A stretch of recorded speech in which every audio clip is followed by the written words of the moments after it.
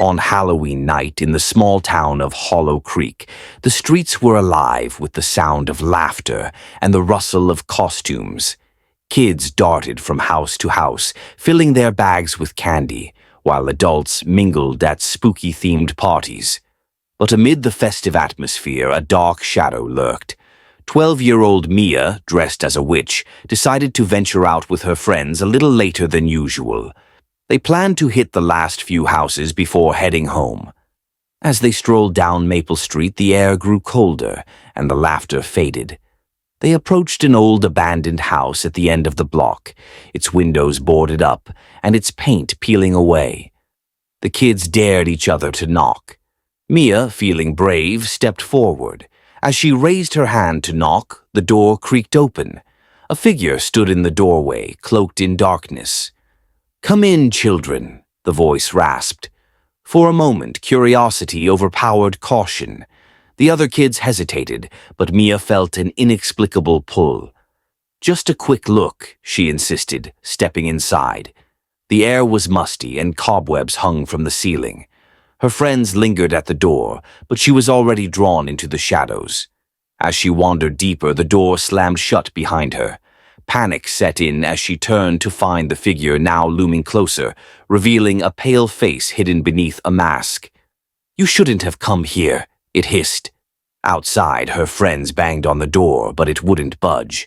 The laughter and chatter from the street faded, replaced by an eerie silence. They decided to run to the nearest house for help. Inside, Mia's heart raced as she realized she was trapped. The masked figure led her through dark hallways filled with old, forgotten relics. "You'll be my little ghost," it whispered, its breath cold against her skin. Mia's mind raced as she was dragged deeper into the house, the shadows growing thicker around her. She thought of her friends, helpless outside. "Let me go," she shouted, but her voice echoed back at her, swallowed by the darkness. The figure paused, tilting its head, and for a moment Mia saw a flicker of something human in its eyes. "You're braver than most," it murmured almost wistfully, "but bravery can be foolish."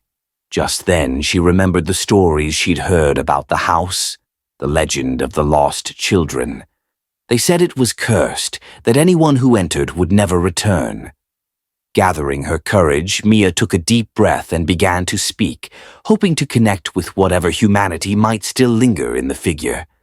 "I'm not afraid of you," she said, trying to keep her voice steady. "You don't have to keep me here."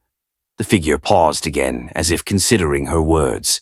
"You think you can change what's been done?" it asked, its voice softer now. "This house feeds on fear. You must face it." Mia felt a spark of determination ignite within her. "Then let me face it.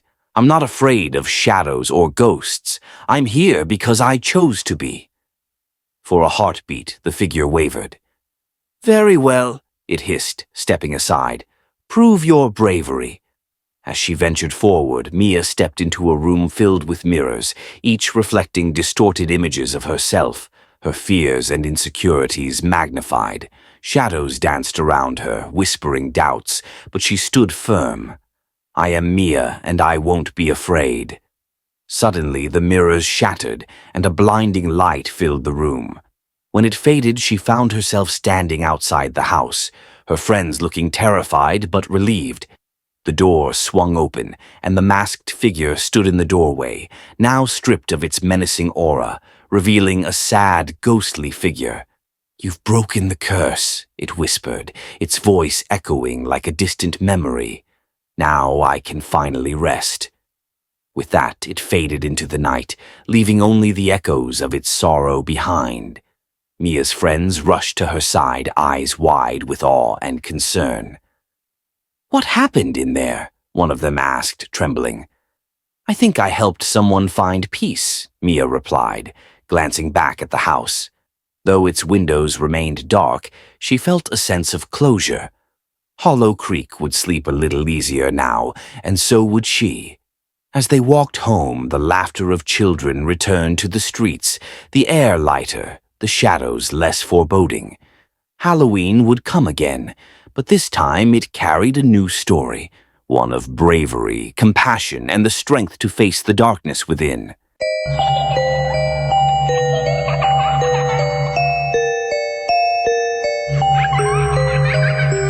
The old Hawthorne mansion was in full swing. Guests mingled in elaborate costumes, laughter echoing through the halls as eerie decorations set a chilling atmosphere. Among the crowd was Claire, dressed as a vintage ghost, her flowing white gown making her feel ethereal. As the night progressed, she noticed a man watching her from the shadows. He wore a dark cloak and a sinister mask that concealed his face, but something about his gaze made her uneasy. Despite the thrill of the party, Claire couldn't shake the feeling that he was fixated on her. When she stepped outside for some fresh air, the chill in the air deepened. She leaned against the railing of the balcony, trying to shake off the sensation of being watched. Suddenly, a strong hand gripped her arm, pulling her away from the party and into the darkness of the garden. "Come with me," he whispered, his voice low and urgent. Before she could scream, he covered her mouth with a gloved hand. The world around her spun as he dragged her deeper into the shadows, away from the laughter and lights of the party. They reached an old, abandoned house at the edge of the property, rumored to be haunted and long forgotten. He pushed open the creaking door and pulled her inside. The air was stale, and dust hung thick in the corners. "What do you want?" Claire gasped, her heart racing. He stepped closer, removing his mask to reveal a twisted smile. "You'll help me complete my Halloween masterpiece," he said, gesturing to the dimly lit room filled with eerie decorations he'd been crafting. "You'll be my main attraction." Fear surged through Claire, but she quickly assessed her surroundings. A rusty chandelier hung overhead, and shadows danced along the walls. "You're insane," she shouted, trying to pull away. Just then, the door creaked open, and a gust of wind howled through the room. Claire's instinct kicked in. She pushed against him with all her strength, causing him to stumble back. Seizing the moment, she dashed toward the door, but he lunged, grabbing her wrist. In a desperate move, Claire yanked free, knocking over a stack of props that created a loud crash. The noise echoed through the house, and for a fleeting moment, he looked uncertain. "Run!" a voice suddenly shouted from outside. Her friends, realizing she was missing, had come searching. Claire bolted through the door, sprinting into the night. The masked man followed closely, but she had a head start. She ran toward the sounds of laughter, her heart pounding in her ears. "Claire!" she heard her friends call. Just as she reached the party, she turned to see the man hesitating at the edge of the light. The glow of the festivities seemed to repel him. With adrenaline surging, Claire burst through the crowd, her friends pulling her into their arms. They quickly explained what had happened, and the partygoers rallied to call the police. As the flashing lights illuminated the night, the masked man retreated into the shadows, lost to the night.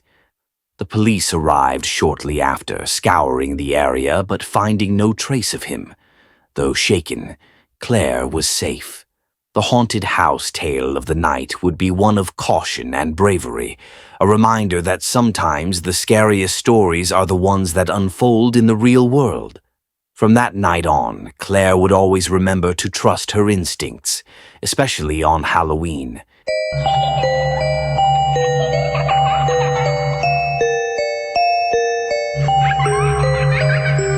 On Halloween night in a small town, the streets were alive with children in costumes, their laughter mingling with the rustle of autumn leaves.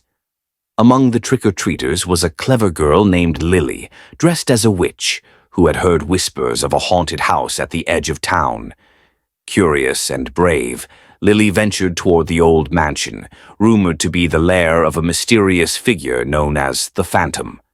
As she approached, the door creaked open, revealing a dimly lit foyer.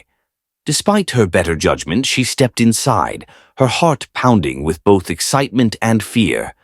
Unbeknownst to her, the Phantom was indeed lurking within, a man shrouded in darkness who had been waiting for his next victim.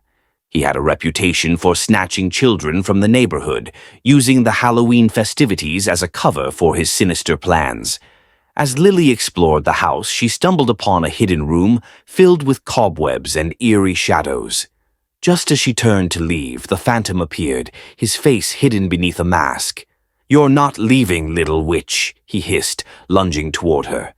Thinking quickly, Lily remembered the candy she had in her pocket. She tossed it at him, distracting him just long enough to make her escape. She dashed through the labyrinth of the house, her heart racing. The phantom chased after her, anger growing as he lost sight of her. In the chaos, Lily found an old stairwell that spiraled down into darkness. She descended, hoping to find a way out. The phantom, driven by rage, followed her. As he reached the last step, he tripped over a broken floorboard and lost his balance, tumbling into a hidden pit below. Hearing his cries, Lily rushed back to the top of the stairs, her heart racing. Peering into the pit, she saw the phantom, trapped and helpless, the mask slipping off to reveal a terrified face. "Help me," he pleaded, but Lily knew she couldn't trust him. With the sound of sirens approaching in the distance, neighbors had noticed the commotion. Lily took a deep breath and ran out of the house. She burst onto the street, her friends gathering around her as she recounted the harrowing tale. The police arrived soon after, but it was too late for the phantom. The mansion, now a haunting memory, stood as a reminder of the bravery of a little witch who faced her fears on a Halloween night. From that day on, the townsfolk celebrated not just the fun of Halloween, but the courage that shone bright against the darkness.